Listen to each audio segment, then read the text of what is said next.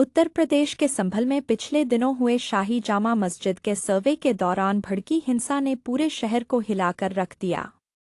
इस हिंसा में 4 लोगों की मृत्यु हो गई और दर्जनों पुलिसकर्मी घायल हो गए। दंगाइयों ने कई वाहनों को आग के हवाले कर दिया।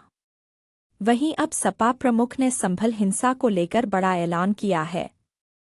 समाजवादी पार्टी के अध्यक्ष अखिलेश यादव ने अपनी पार्टी का रुख स्पष्ट करते हुए ऐलान किया है कि वह स्वयं संभल जाएंगे। यह निर्णय तब आया है जब सपा के प्रतिनिधिमंडल को संभल जाने और हिंसा में पीड़ित परिवारों से मिलने से रोका गया। अखिलेश यादव ने इस पर नाराजगी जताते हुए कहा कि सरकार जानबूझकर लोकतांत्रिक प्रक्रियाओं में बाधा डाल रही है। अखिलेश यादव ने आरोप लगाया कि भारतीय जनता पार्टी की सरकार सपा के प्रयासों को कुंद करने की कोशिश कर रही है। प्रतिनिधिमंडल का उद्देश्य केवल पीड़ित और परेशान लोगों से मिलकर उनकी समस्याओं को सुनना और समाधान की दिशा में काम करना था। उन्होंने कहा कि सरकार ने न केवल प्रतिनिधिमंडल को रोका बल्कि इलाके में इंटरनेट सेवाएं भी बंद कर दी हैं, जिससे स्थिति की वास्तविक जानकारी नहीं मिल पा रही है।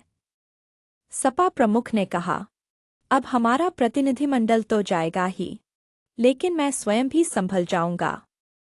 समाजवादी पार्टी की प्राथमिकता है कि वह पीड़ित परिवारों की हर संभव मदद करे।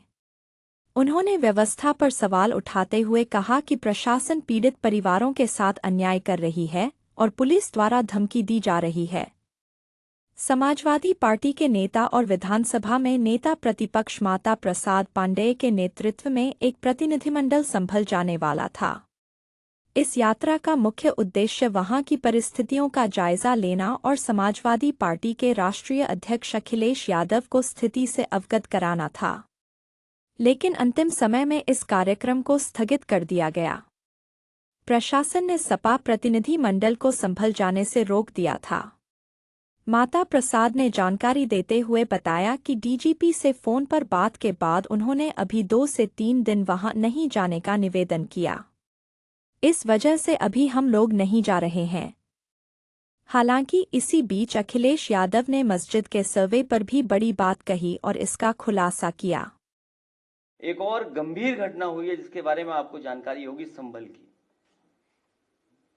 सर्वे हो चुका था, चुनाव के चर्चा न हो पाए, हमारी आपकी प्रेस गड़बड़ा जाए,